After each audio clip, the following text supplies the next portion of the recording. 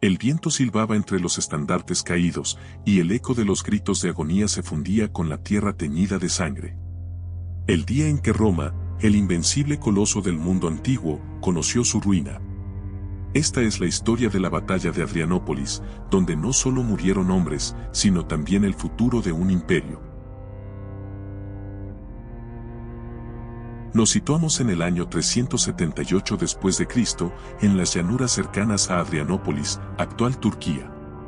El Imperio Romano, que alguna vez dominara el Mediterráneo, se encontraba dividido y acosado por problemas internos y amenazas externas. Los godos, un pueblo germánico, huían del imparable avance de los hunos y buscaron refugio dentro de las fronteras romanas. Sin embargo, lo que empezó como una petición de asilo, pronto se transformaría en una de las peores catástrofes militares en la historia de Roma. De un lado, el ejército romano, comandado por el emperador Valente, reunía alrededor de 20.000 a 30.000 soldados, una mezcla de legionarios curtidos y auxiliares.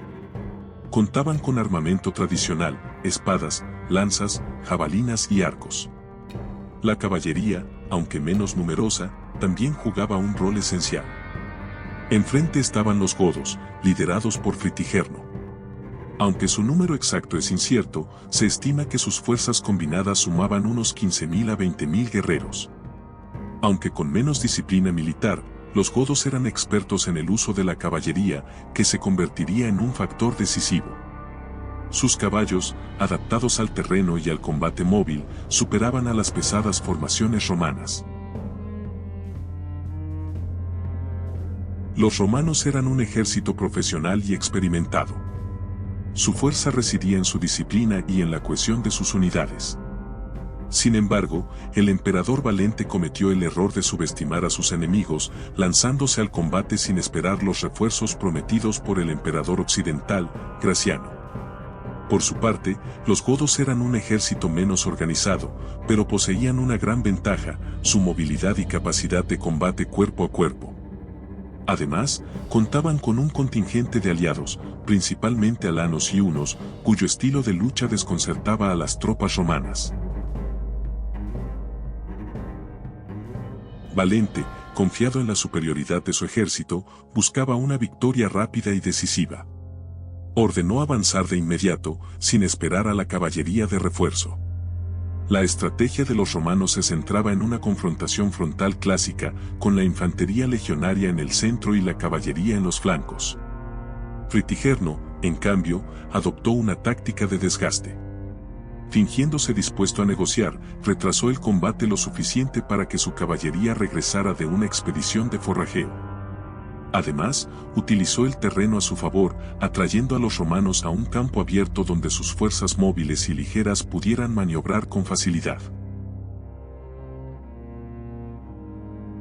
La batalla comenzó al mediodía. Los romanos, agotados por el calor sofocante del verano, avanzaron torpemente sobre el terreno. La infantería se enfrentó primero a las líneas godas, logrando un avance inicial, pero pronto la marea cambió. La caballería goda apareció de repente en el campo, atacando a los romanos desde los flancos. Fue un golpe devastador. Las legiones romanas, atrapadas en el centro, comenzaron a desintegrarse. La falta de coordinación entre la infantería y la caballería fue fatal. Valente, quien luchaba junto a sus hombres, quedó aislado y herido, para nunca más ser visto con vida. La masacre fue imparable. El día era abrasador, y el calor jugó en contra de los romanos, que avanzaron sin suficiente descanso ni preparación. El terreno llano favoreció a la caballería goda, que pudo lanzar sus ataques rápidos y letales. Cada carga desmoronaba un poco más la resistencia romana. El mayor error de Valente fue subestimar al enemigo y no esperar refuerzos. Su apresurada decisión selló el destino de su ejército. Por otro lado, los godos, con tácticas más flexibles y móviles, supieron aprovechar el caos y el desconcierto en las filas romanas. El uso experto de su caballería fue decisivo para aniquilar a las legiones. La derrota romana fue catastrófica. Se estima que alrededor de 20.000 soldados romanos murieron en el campo de batalla, incluyendo oficiales de alto rango. Los godos, aunque también sufrieron bajas significativas, lograron una victoria aplastante y su ejército sobrevivió en gran parte intacto. La victoria de los godos no solo les permitió sobrevivir, sino que también abrió las puertas a un nuevo equilibrio de poder. Roma, por primera vez en siglos, se encontraba indefensa ante los bárbaros. Para el imperio, la derrota fue un golpe casi mortal. Aunque no desapareció de inmediato, la caída de Adrianópolis marcó el principio del fin para el Imperio Romano de Occidente.